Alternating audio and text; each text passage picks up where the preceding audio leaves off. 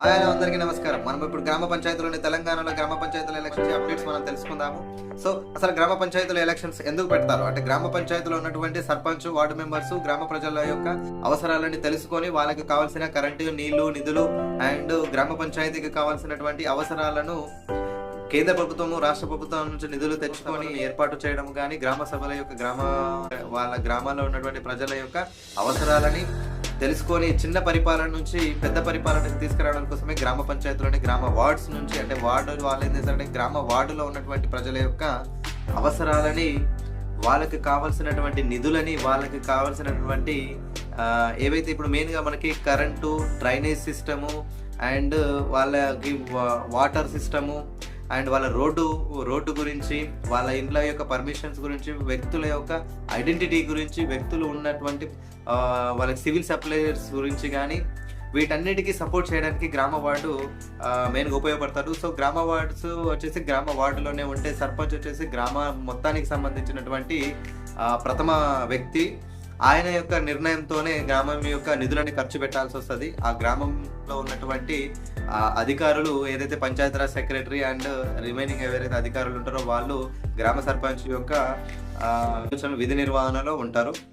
So sarpanch యొక్క ఎన్నిక ఎలా స్టార్ట్ అయింది అని అంటే మనకి గ్రామ సర్పంచ్ యొక్క ఎన్నికను వచ్చేసి ఆర్టికల్లో ఉన్నటువంటి 243K ద్వారా ఈ యొక్క గ్రామాలలో ఎలక్షన్ ఆఫీసర్స్ గారు ఈ ఎలక్షన్స్ నిర్వహించడానికి ఎలిజిబుల్ పర్సన్స్.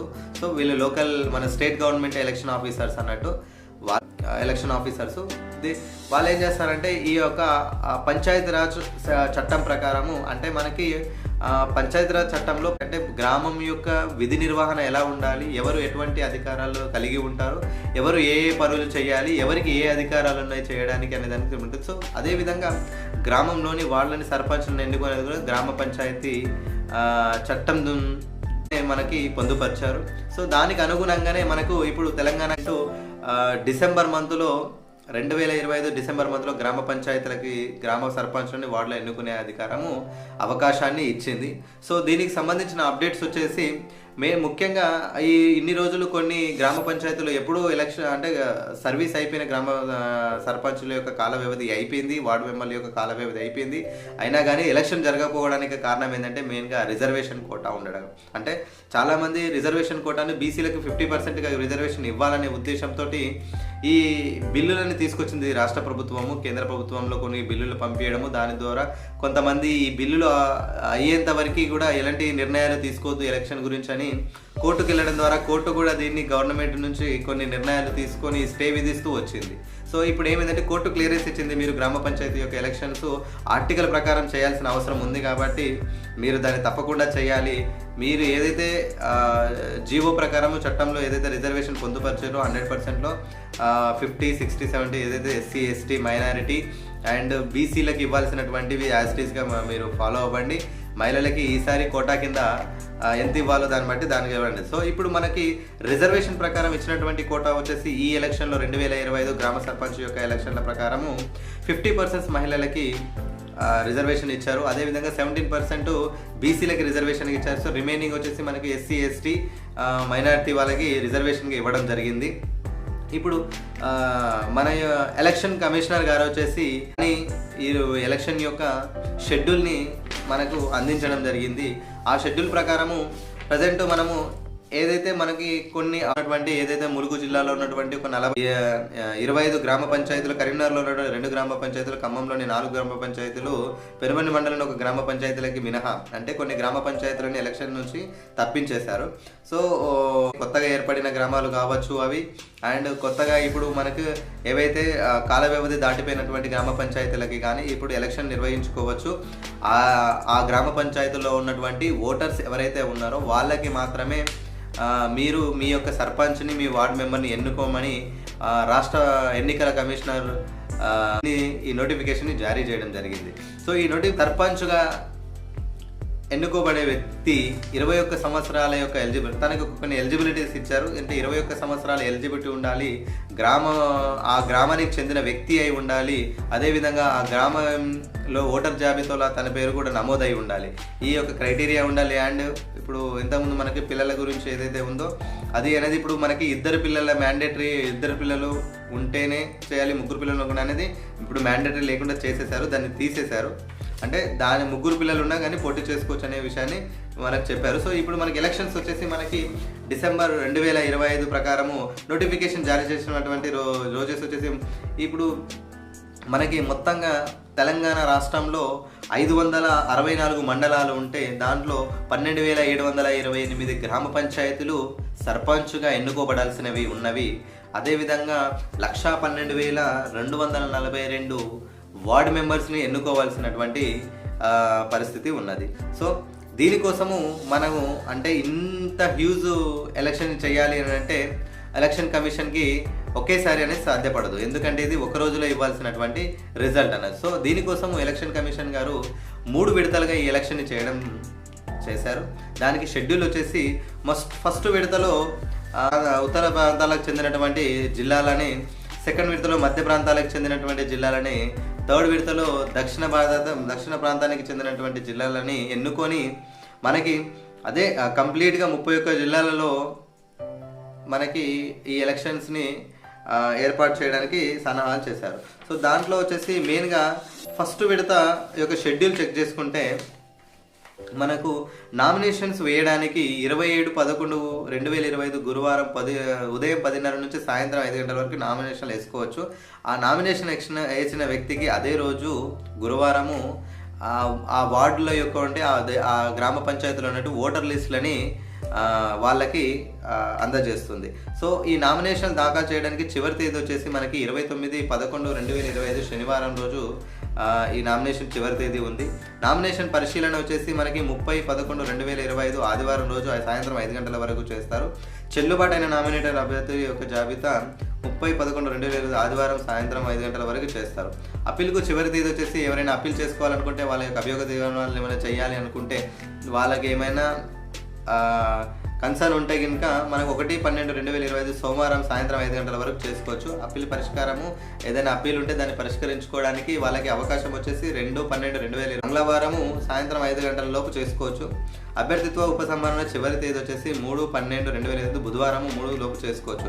పోటీ చేయ అభ్యర్థుల యొక్క జాబితా అదే రోజు 3 అంటే మనకి 3వ తేదీ 12 బుధవారం రోజు 3 గంటల వరకు అభ్యర్థి ఎవరైనా పోటీ నుంచి ఉపసంహరించుకోవాలనుకుంటే, పోటీ నుంచి తప్పుకోవాలనుకుంటే మనకి 3వ తేదీ 12/2025 బుధవారం 3 గంటల లోపు చేసుకోవచ్చు. తర్వాత 3 గంటల తర్వాత ఫైనల్ జాబితాని విడుదల చేస్తారు. ఫైనల్ జాబితా విడుదలైన తర్వాత 11/12/2025 అంటే 3 నుంచి మొత్తం 8 డేస్ వరకు ప్రచారం చేసుకోవడానికి, నువ్వు గ్రామ పంచాయతీలో తిరగడానికి, మీ యొక్క అభివృద్ధి తెలుపుకోవడానికి, మీ గుర్తుని వాళ్ళని చూయించుకోవడానికి ఒక 8 రోజుల సమయం ఇస్తున్నారు. దాన్ని 11/12 గురువారము ఉదయం 7 గంటల నుంచి మధ్యాహ్నం 1 గంటల వరకు ఈ ఎలక్షన్స్ని నిర్వహిస్తారు. ఓన్లీ ఉదయం 7 గంటల నుంచి 1 గంటల లోపే ఎలక్షన్స్ అయిపోతాయి. 1 గంటల తర్వాత ఓట్ల లెక్కింపు చాలా అవుతుంది. ఓట్ల లెక్కింపు అయినా అదే రోజు వార్డు మెంబర్స్ని, సర్పంచ్ని యొక్క గెలుపుని డిసైడ్ చేసేస్తారు. సో అదే రోజు మళ్ళీ సర్పంచ్ డిసైడ్ అయిన రోజే వార్డు మెంబర్లు ఉప సర్పంచ్ని ఎన్నుకునే ప్రక్రియను కూడా వాళ్ళు చేసి పెడతారు. ఒకవేళ కనుక ఆ రోజు కుదరలేదు, ఏదైనా చాలా లేట్ అయిపోయిందని అనుకుంటే నెక్స్ట్ డే అది హాలిడే ఉన్నా సరే, అది గవర్నమెంట్ హాలిడే అయినా సరే ఆ నెక్స్ట్ డేనే వార్డు మెంబర్తో ఉప సర్పంచ్ని ఎన్నుకునేది ప్రక్రియ క్లియర్ చేస్తారు. ఇది మొదటి విడతకు సంబంధించినటువంటి షెడ్యూల్ అండి. సో ఈ మొదటి విడతలో మనకు మొత్తము 198 మండలాలలో 4,236 సర్పంచులకు గాను 37,440 వార్డు మెంబర్స్కి ఫస్ట్ ఫేజ్ ఎలక్షన్ జరుగుతుంది. సో నెక్స్ట్ వచ్చేసి సెకండ్ ఫేజ్ వచ్చేసి మనకి రెండవ విడతలో వచ్చేసి 30/11/2025 ఆదివారం. ఇది ఇంకొక కొన్ని అంటే వీటికి ఒక 2 రోజులు గ్యాపే ఉంటుంది, ఎక్కువ గ్యాప్ లేదు. ప్రతి దానికి ఒక 2 రోజులు గ్యాప్ ఉంటుంది. సో రెండో విడత వచ్చేసి మనకి 30/11/2025 ఆదివారము ఉదయం 10 గంటల నుంచి సాయంత్రం అయితే నామినేషన్లు వేసుకోవచ్చు. నామినేషన్లు వేసిన వారికి జాబితాని 31 అదే ఆదివారం ఇచ్చేస్తారు. సో మంగళవారము 2/12/2025 మంగళవారం సాయంత్రం వరకు నామినేషన్ దాఖలు చేసుకోవచ్చు. చివరి రోజు అన్నట్టు 2 వరకు అంటే 30 తారీఖు నుంచి 2వ తేదీ వరకు నామినేషన్ వేసుకోవచ్చు. తర్వాత 3వ తేదీ రోజు వచ్చేసి నామినేషన్లు పరిశీలిస్తారు. 3వ తేదీ రోజు వచ్చేసి నామినేషన్లు ఫైనలైజ్ చేస్తారు. అందులో పనికి వచ్చేటి పనికి రావేవని ఫైనలైజ్ చేసేసి 4వ రోజు వచ్చేసి ఎవరైనా అప్పీల్ చేసుకునే వాళ్ళు చేసుకోవచ్చు. ఒకవేళ 5వ తేదీ రోజు ఏం చేస్తారంటే అప్పీల్కి వాళ్ళు జస్టిఫికేషన్ ఇచ్చేసుకొని అప్పీల్ని పరిష్కరించుకోవాలి. తర్వాత అభ్యర్థి ఉపసంహరణ ఎవరైతే ఉపసంహరించుకోవాలనుకుంటారో వాళ్ళు 6/12/2025 శనివారం లోపు చేసుకోవచ్చు. నెక్స్ట్ పోటీ చేసే వాళ్ళు 6/3 గంటల తర్వాత 6/12/2025 శనివారం 3 గంటల తర్వాత ఫైనల్ లిస్ట్ని ప్రొవైడ్ చేస్తారు. సో దాన్ని 14 సో 6 అంటే సేమ్ 8 డేస్. అల్లి తర్వాత 14/12/2025 ఆదివారం 7 గంటల నుంచి 1 గంటల వరకు ఎలక్షన్ మొదలు పెడతారు.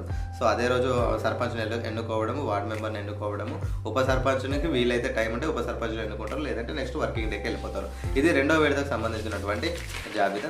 3వ విడత వచ్చేసి మనకి ఇది 30 అయితే నెక్స్ట్ ఇది 3వ తేదీ 3/12/2025 రోజు నామినేషన్ దాఖలు చేసుకోవచ్చు. 5/12/2025 శుక్రవారం అన్నాడు. సో ఇది 2 రోజులు మాత్రమే నామినేషన్ ఉంటుంది. సో 6వ తేదీలో వచ్చేసి నామినేషన్ పరిశీలన చేస్తారు. 6వ తేదీ ఆ నామినేషన్లో ఏవైతే ఎలిజిబుల్ అప్లికేబుల్ ఉన్నాయో వాటిని మాత్రమే సెలెక్ట్ చేస్తారు, మిగతా రిజెక్ట్ చేస్తారు. ఒకవేళ ఏమైనా అప్పీల్ ఉంటే కనుక 7వ తేదీ రోజు ఆదివారం రోజు చేసుకోవచ్చు. ఆ అప్పీల్ పరిష్కారం వచ్చేసి 8వ తేదీ రోజు మనం పరిశీలించుకోవచ్చు. 9వ తేదీ రోజు మధ్యాహ్నం వరకు మీ ఎవరైతే అభ్యర్థులు పోటీ నుంచి విరమించుకుంటారో వాళ్ళకి 9/12/2025 మంగళవారం రోజు ఫైనల్ తీసేస్తారు. సో అదే రోజు 9వ రోజు 3 గంటల వరకు ఫైనల్ జాబితాని ఎవరైతే ఫైనల్గా పోటీలో ఉంటారో వాళ్ళ కోసము ఇది పెడతారు. సో అదేవిధంగా మీకు పోలింగ్ వచ్చేసి 3వ ఫేజ్ వచ్చేసి 17/12/2025 బుధవారం రోజు ఉంటుంది. సో బుధవారం రోజు మధ్యాహ్నం 2 గంటల అంటే 7 గంటల నుంచి 1 గంటల వరకు పోలింగ్ జరుగుతుంది. 2 గంటల నుంచి ఓట్ల లెక్కింపు. అదే రోజు సర్పంచ్ వార్డు గెలుపుని ప్రకటిస్తారు. ఉప సర్పంచ్కి సేమ్ ఇదే ఉంటుంది. సో ఇప్పుడు ఈ ఉప సర్పంచ్ అండ్ వార్డు మెంబర్స్కి సంబంధించినటువంటి ఎలక్షన్ కమిషన్ కొన్ని గుర్తులను పెట్టింది.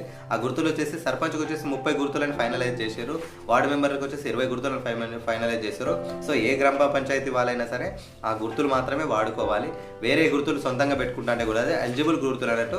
ఇంకొకటి మెయిన్ అప్డేట్ ఏంటంటే ఈ ఎలక్షన్ వచ్చేసి మొత్తం బ్యాలెట్ పేపర్ మీద జరుగుతుంది. అంటే ఇది ఈవీఎం మిషన్లతో జరగదు. ఇది కంప్లీట్గా బ్యాలెట్ పేపర్ తోనే జరుగుతుంది. అంటే ఆ పేపర్ మీద గుర్తులు ఉంటాయి, అభ్యర్థి ఉంటారు, ఆ అభ్యర్థి యొక్క గుర్తు ఉంటుంది. మీరు ఏదైతే ఓటు వేయాలనుకుంటున్నారో అభ్యర్థి పేరు మీద మీరు ఓటేసి దాన్ని ఫోల్డ్ చేసి మనము దాంట్లో వేయాల్సి వస్తుంది. సో ఇది ఓన్లీ పేపర్ బేస్డ్ మాత్రమే. బట్ ఇది సెక్యూరా కాదన్నది అంటే కొంతవరకు అయితే ఫ్రాడ్ జరిగే అవకాశాలు అయితే ఉన్నాయి. కాకపోతే ఏంటంటే దీనికి సెక్యూరిటీ అనేది చాలా గట్టిగా ఉంటుంది. అక్కడ ఉన్నటువంటి పోలీస్ బందోబస్తు కానీ, ఎలక్షన్ బందోబస్తు కానీ, అండ్ ఎవరైతే ఎలక్షన్ ఉన్నారో వాళ్ళు నామినేటెడ్ పర్సన్స్ కూడా అక్కడ ఉంటారు. వాళ్ళు కూడా చూస్తారు ఎవరైతే పర్సన్ వచ్చారు, ఎవరు రాలేదనేది కూడా. ఇదంతా ఓపెన్ ప్లేస్గానే జరుగుతుంది కాబట్టి కొంచెం తక్కువనే ఉంటుంది. అంత ఫ్రాడ్ జరగడానికి అయితే ఏముండదు. బట్ ఇది ఓల్డ్ పద్ధతి. ఎందుకు ఇది బ్యాలెట్ పేపరే పెట్టారు, ఈవీఎం ఎందుకు పెట్టాలంటే ఈవీఎం అనేది కొంచెం ఖర్చుతో కూడుకున్నది. అక్యురసీ ఉన్నా కానీ ఖర్చుతో కూడుకున్న పది. ఎందుకంటే 12,728 సర్పంచ్ ఎలక్షన్స్ అండ్ 1,12,242 అని అంటే చిన్న విషయం కాదు. ఎందుకంటే ఎమ్మెల్యేలు ఎంపీలు అంటే మనకు కొంచెం తక్కువనే ఉంటారు కాబట్టి మనకు ఆ కాన్స్టిట్యూషన్లో పెట్టేసి వదిలేస్తారు. కానీ ఇది అలా కాదు కాబట్టి సో ఖర్చుతో కూడుకున్నట్టు కాబట్టి అందరూ బ్యాలెట్ పేపర్ మీద. Ballot paper is nothing but మనకి పేపర్ మీద గుర్తులు ఉంటాయి. పర్సన్ యొక్క ఎవరైతే పోటీ చేసిన పర్సన్ ఫైనలైజ్ అయ్యారో వాళ్ళ యొక్క పేర్లు, వాళ్ళ యొక్క ఫోటోవు, వాళ్ళ గుర్తు ఉంటుంది. మనము ఏ గుర్తు మీద ఓటు వేసినా సరే అది వాళ్ళకి చెల్లుబాటు అవుతుంది. సో మనం ఈ గుర్తుల మీద కూడా మనకు ముందే ఒక ఇన్స్ట్రక్షన్ ఇస్తారు, ఎలా వేయాలి ఎలా వేయకూడదని. మీరు కరెక్ట్గా సెంటర్లోనే వేయాల్సి వస్తుంది. మీరు అటు ఇటు మధ్యలో వేసినా కానీ లేదు, ఇద్దరికి ఎదుబడ్డా కానీ ఆ యొక్క ఓటు చెల్లుబాటు కాకుండా పోతుంది. అలాంటి ఓట్లే చాలా వరకు చెల్లుబాటు అవ్వకుండా పోతుంది. ఇది 2025 సర్పంచ్ అండ్ వార్డు మెంబర్ల యొక్క పూర్తి వివరాలు.